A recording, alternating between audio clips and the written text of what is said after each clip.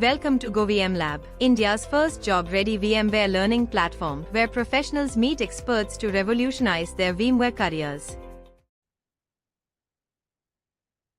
So now the next module of our discussion is NSX DNS service. What are the use cases and benefits of it? It is exactly same as your DSCP services, right? The DNS is again a very standard networking service, what we have it, right? So what DNS service is all about it? So as we all know, DNS is a computer application that implements a service for resolving a computer name to an IP address, right? So we all know that what is the whole ideation of DNS service, right? So you actually go and hit the URL and then probably look for the domain name resolution, that what is the IP address mapped to that particular URL, right? It is very easy to remember a domain name or FQDN rather than some IP addresses of the subsystem, and that is where the whole idea of DNS come into the picture.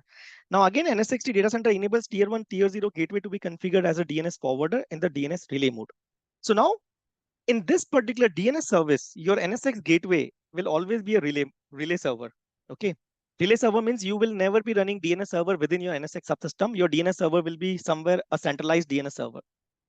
And your NSX subsystem will be just working as a DNS relay server. What is the meaning of relay server? It will actually be a DNS forwarder. So let's say this is my NSX enabled client machine. This client machine sends a request, okay, for the DNS request. This request will be going to your DNS relay service. It will take that request, so it will become a DNS forwarder, and it will forward that request to your external DNS server. So we never want to have a DNS server within the NSX subsystem. We want to have a centralized DNS server, and your NSX gateways, right? Whatever we have it, they will be working as a forwarder. So any VM is sending a request, they will take that request and forward that request to your DNS server, external DNS server. As when your external DNS server sends a reply, what this forwarder does it actually cache that request. So whatever the response is coming, it will cache that response in its database. And then what will happen is basically it will cache that request and then it will forward that reply to your virtual machine. So the next time, whenever the virtual machine sends the same request, he does not need to forward that request again and again to the external DSCP server, because he has already cached that request. So he can itself process that request rather than every time pinging to the external DNS server. That is what DNS service is all about, what NSX gives you, right? So this is what this diagram says, that it says that your client machine coming and saying that what is the IP address for vclass.local. So it makes that request, he forward that request to your external DNS server.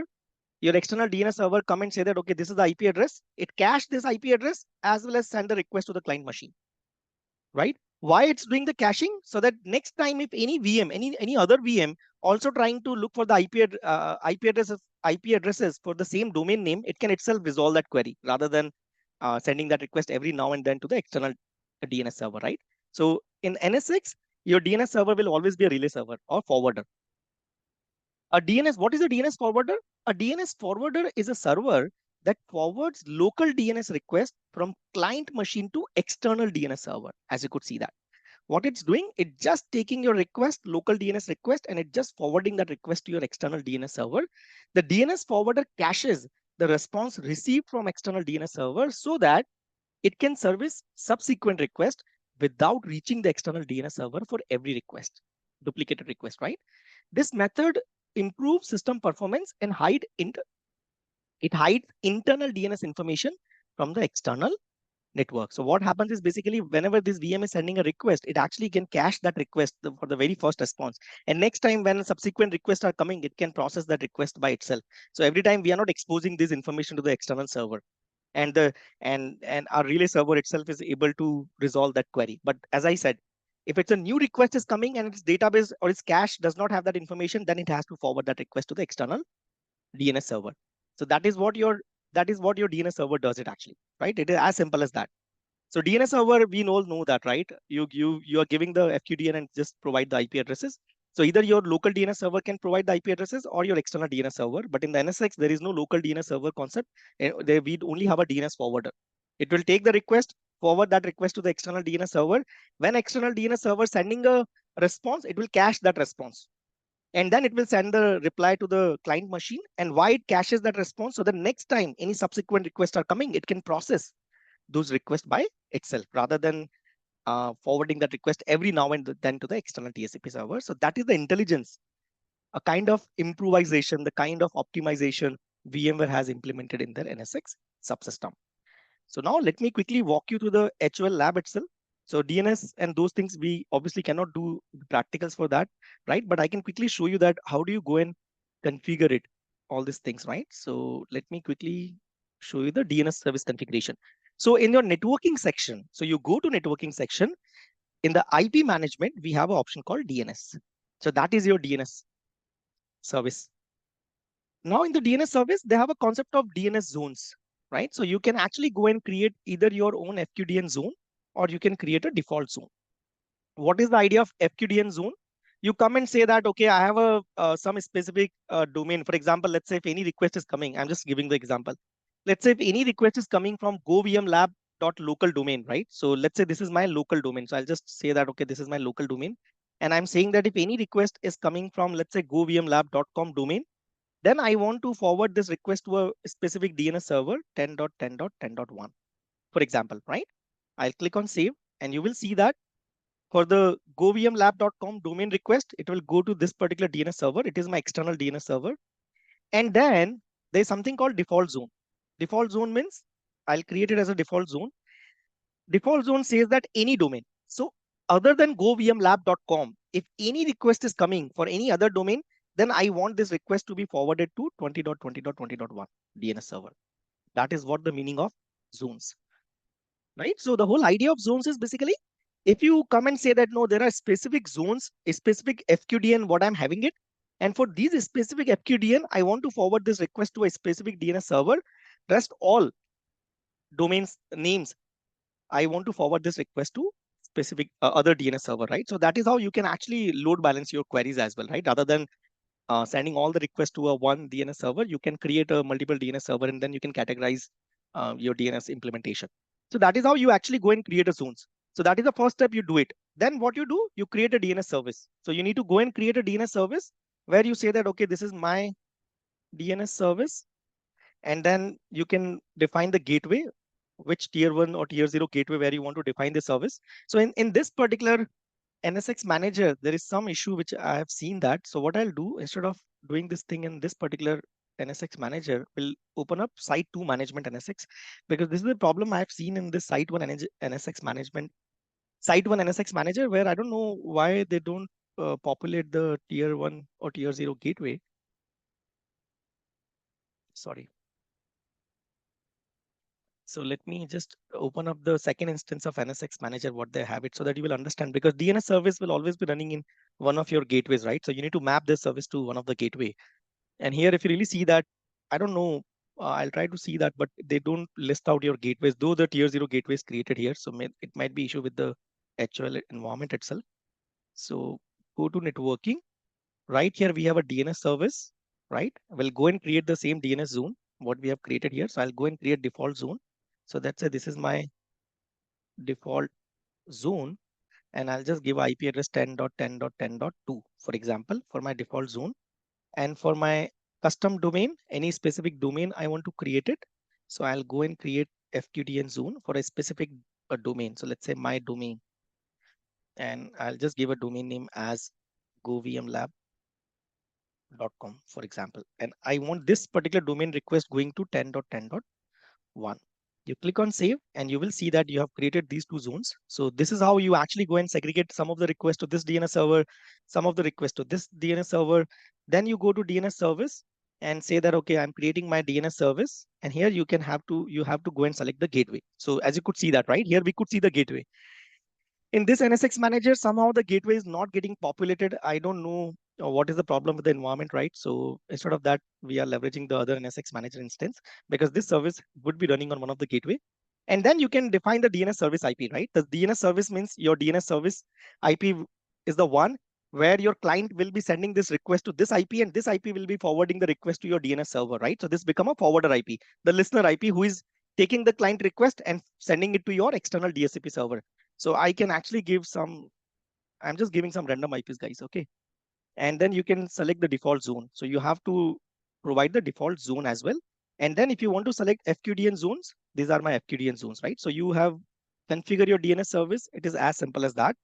Just to revise, give the name of your service, map it to the gateway, Then you provide the DNS forwarder IP who will be listening to those requests and sending it to the external DHCP server. You have to define default zone and the FQDN zone, because the system should know that if you have created a custom FQDN zone, then the request will be going to the respective DNS server what you have defined in the zone. And if it's not mapping that criteria in your FQDN zone, then by default it will fall into default zone. And in the default zone, whatever the DNS server IP you have defined it will forward that request to that default zone. So that is how you actually go and create your DNS service. So now if you really see that, we have successfully configured DNS service in our NSX subsystem. It is as simple as that, right? And this is what your DNS service configurations are all about it. You figure it out, what is your external DNS server, and then you map that DNS servers to your DNS service in the NSX. And then your, as I said, NSX will always be a forwarder. So this is your forwarder IP. So VM will send a request to this guy. This guy will take that request and forward to the DNS server, whatever you have defined it here, 10.10.1 or 10.10.2, depending on the FQDN name, what FQDN you are giving it or what query is coming, right? So I think that is what your DNS configurations are all about it. It is as simple as that. So now that is what your DNS service is all about it. So now let me take a pause here and let me open up this forum for the Q&A session now.